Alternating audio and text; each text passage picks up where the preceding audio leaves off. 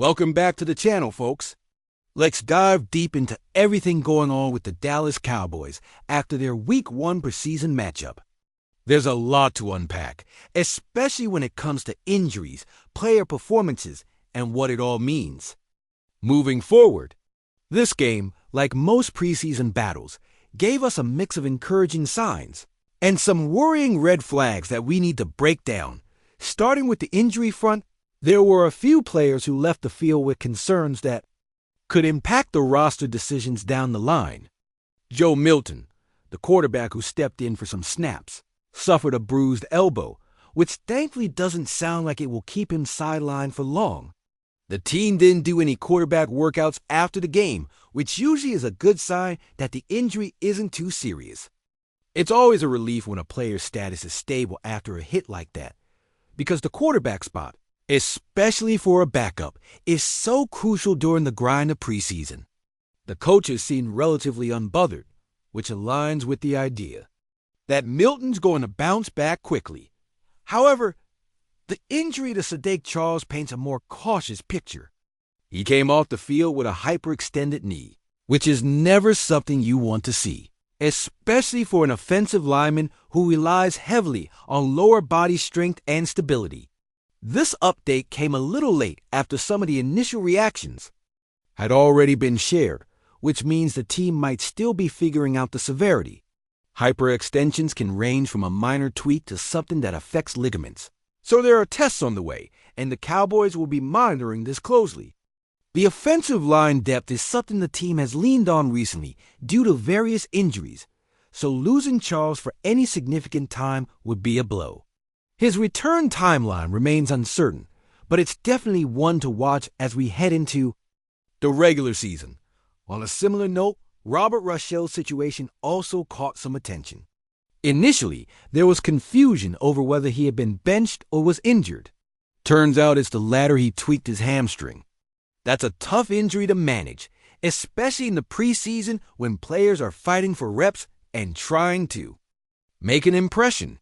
Hamstring issues tend to be soft tissue injuries that can linger or flare up if not handled properly. Rochell is someone the Cowboys likely want on the field considering his potential role, so his absence will be felt if he's sidelined for too long. Injuries like these add a layer of unpredictability to the depth chart, and it forces the coaching staff to shuffle players around and lean on less proven options.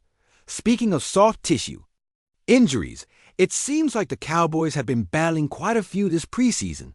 It's always frustrating when players go down with issues like this because it hampers their ability to build chemistry and gain momentum in training camp. The preseason is that critical window where rookies infringe. Players can prove they belong, and when injuries pile up, it makes that path harder. It's definitely a concern for the team's medical staff and coaching staff alike as they try to keep everyone healthy and ready for the real grind ahead. Now, shifting gears to the offensive side, let's talk about some of the key players who stood out. Starting with the running game, Phil Malfa really caught my eye. We didn't spend as much time on him in the immediate post-game breakdown, but he deserves a spotlight. He reminded me a lot of his days at Clemson, strong, powerful, and running with intent. There's something satisfying about watching a back who doesn't hesitate and just barrels forward. Malfa didn't lose many yards and was consistently moving the chains with solid runs. His most impressive burst was that 14-yard run that was unfortunately wiped out by a penalty, which was a pre-snap infraction, and those always sting because they take away momentum. Even when you factor in the penalty, Malfa's numbers got a reel boost when you look at yards after contact. He averaged well over 1.5 yards after first contact, showing his ability to push through defenders rather than getting stopped dead in his tracks. That kind of toughness is exactly what coaches want in their running backs, especially when it comes to grinding out tough yards between the tackles. You want a guy who falls forward, picks up extra yards, and keeps the drive alive.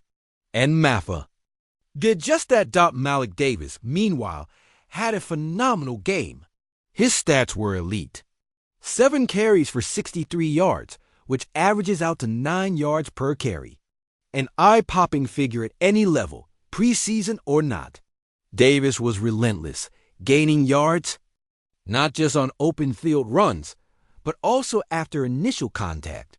When a bat can consistently churn out that kind of production, it forces defenses to respect the run more, which in turn opens up opportunities in the passing game. Dallas will definitely lean on his ability as they head into the season. Deuce. Vaughn had a bit of a quieter game. It seemed like he was on a pitch count, playing mostly the first quarter before coming out. That limited usage suggests that the coaching staff might still be figuring out where he fits into the rotation, or that they want to preserve his energy for later in the preseason. With Malik Davis getting so many carries, it looks like Vaughn is still a bit behind in the pecking order, but his 3 carries for 17 yards were efficient. He also had a penalty that negated a run, which was unfortunate, but overall his brief appearance showed promise. Interestingly, the Cowboys didn't get to see some of their top running backs in this game. Javonte Williams was a healthy scratch, and Jaden Blue was out due to injury. Hunter Lipke was also a healthy scratch. This leaves the backfield in an intriguing spot. The combination of Malfa and Davis is looking solid right now, but if players like Miles Sanders, who remains injured, don't return soon, the depth at running back could become an issue.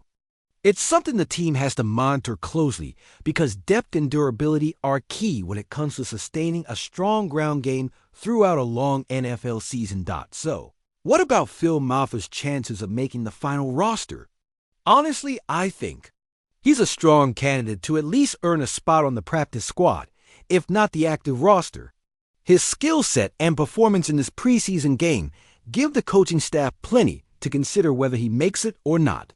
Fight come down to the final cuts and how the rest of the depth chart shapes up, but I wouldn't be surprised to see him sticking around in some capacity. Now, switching to the defensive side, the Cowboys' run defense showed some solid moments, but also revealed areas that need improvement. Against the Rams, the initial numbers looked promising with the top 2 running backs mostly bottled up. Blake Corum, the lead back for the Rams in this game, averaged just over 3.5 yards per carry and scored a couple of touchdowns. Meanwhile, Jarks Hunter managed around 3.5 yards per carry as well. So early on, the defensive front was holding his ground, but things started to slip late in the game. Backup running backs like Cody Schrader made some big plays, racking up nearly 60 yards on just 5 carries.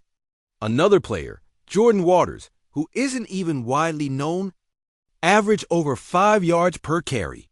This late fade is a red flag because depth on defense is critical in the long haul of a game, and being unable to maintain pressure and contain runners in the later stages could cause problems when the regular season kicks in.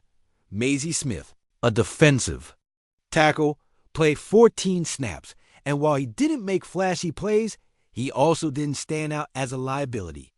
Sometimes when a player is invisible on the stat sheet, it means they're quietly doing their job. Smith seemed solid, but didn't impact the game as much as some might have hoped. It's a mixed bag. He's reliable, but still needs to make more plays to cement his spot. On the other hand, there were concerns about some of the younger defenders. Gia, who played 38 snaps, seemed to be on the field more than he probably should have been for his experience level. He got turned a bit too often and struggled to keep up with some of the Rams' offensive linemen and running backs.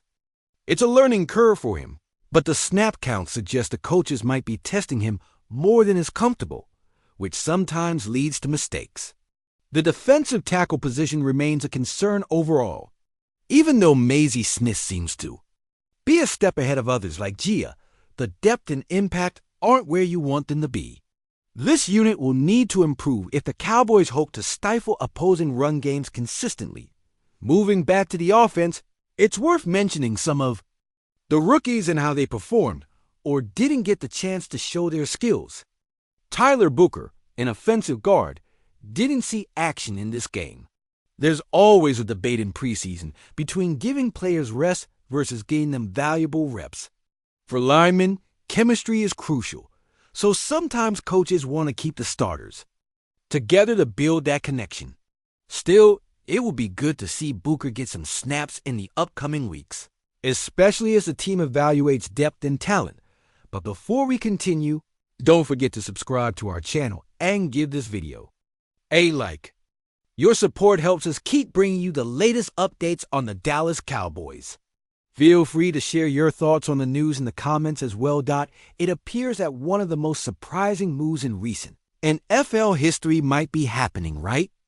Now, with rumors swirling that SAQUON Barkley, the explosive running back once synonymous with the New York Giants, could be officially donning the blue and silver of the Dallas Cowboys. While nothing has been confirmed on the highest league level yet, sources close to the Cowboys organization have hinted heavily that the star athlete's jersey number may soon be seen flashing under the bright lights at a TNT stadium. Fans and analysts alike are buzzing about what this potential acquisition could mean for Dallas, a team eager to bolster its offensive firepower. After recent seasons of highs and lows, the implications of such a transfer go beyond just a new uniform. It could reshape divisional dynamics in the NFC East, adding a layer of intrigue to every game the Cowboys play. Observers are closely watching social media and insider channels where speculation is running rampant about how Barkley's style and agility will mesh with the Cowboys' established offensive schemes. The blue and silver colors carry weight and tradition, and integrating a talent like Barkley into the storied franchise seems like a perfect storm of ambition and opportunity. While official statements have been cautiously diplomatic, insider suggested the signing could be a done deal. With only formalities left to be completed, this potential switch to Dallas is shaking up the NFL rumor mill with a fervor rally seen in the offseason. Barkley, who has dazzled fans with his power, speed, and vision, may now be preparing to bring his talents to a team that has long sought a reliable and dynamic backfield presence. For the Cowboys, known for their rich legacy and passionate fan base, adding Barkley could mean more than just improving rushing yards.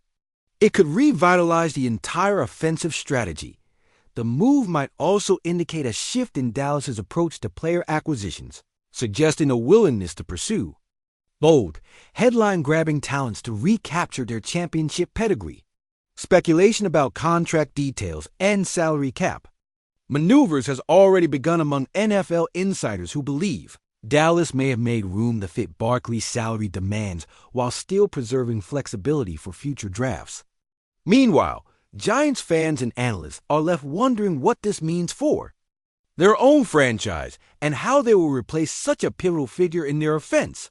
The chatter about Barkley's potential impact with the Cowboys involves both optimism and skepticism.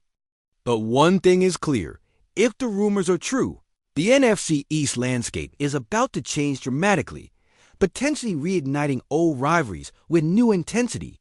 Among the many questions swirling in the rumor vortex is how SAQUON Barkley's playing style would align with the Cowboys' current roster and coaching philosophy. Known for his explosive runs, pass-catching ability, and versatility, Barkley could provide Dallas with a multifaceted weapon capable of keeping defenses guessing.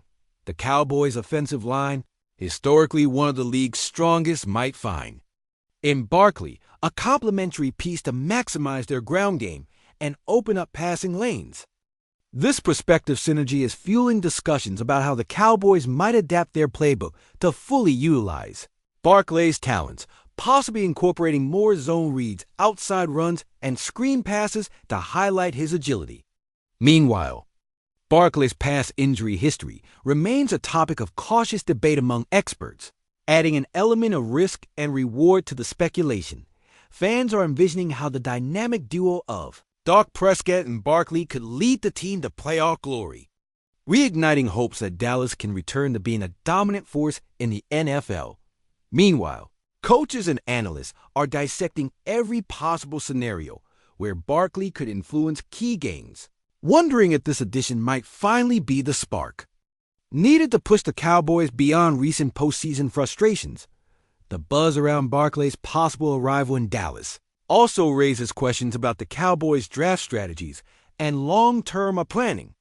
If this transfer goes through, it might signal a shift away from developing young running backs through the draft. in favor of securing proven talent through free agency or trades. Speculation among insiders suggests that Dallas could have made strategic moves behind the scenes to create cap space and roster flexibility to accommodate Barkley's contract, which is rumored to be lucrative but structured to incentivize performance and help out the Cowboys front office, known for bold and sometimes unconventional moves, seems to be betting on Barkley as a cornerstone to build around in the immediate future. This could affect how the team approaches upcoming drafts and free agency periods, perhaps shifting focus towards strengthening the offensive line or receiving core to support Barkley's versatile running style. Analysts are also discussing how this move might impact the team's locker room dynamics, as adding a player of Barkley's stature and personality could bring new energy and leadership, but also require careful management to maintain team cohesion and chemistry throughout the season. Finally, the broader NFL community is watching this rumor with great interest, as the ripple effects could extend well beyond just Dallas and the Giants. Should Barkley officially become a Cowboy, it would not only shake up the NFC East, but also influence how other teams approach their roster construction and free agency strategies. Rival teams may scramble to counter this newfound offensive threat, possibly accelerating their own pursuit of high-impact players. The media frenzy around the potential signing is already creating a surge in fan engagement and ticket sales speculation, with Dallas possibly enjoying an early boost in season excitement and anticipation. Meanwhile, Barkley's marketability and star power could bring additional sponsorship and branding opportunities for the Cowboys organization, further justifying the gamble on this high-profile move. As the NFL community waits for official confirmation, the swirling rumors are driving conversations in sports bars, social media platforms, and expert panels alike, creating a narrative filled with hope, uncertainty, and the promise of unforgettable football moments. The excitement and speculation continue to build, leaving everyone eager to see if this blue and silver dream will become reality. That's it for this update. If you enjoyed the video and want to keep receiving exclusive news about the Dallas Cowboys, please subscribe to our channel and give this video a like. We always look forward to your comments and opinions. See you in the next video.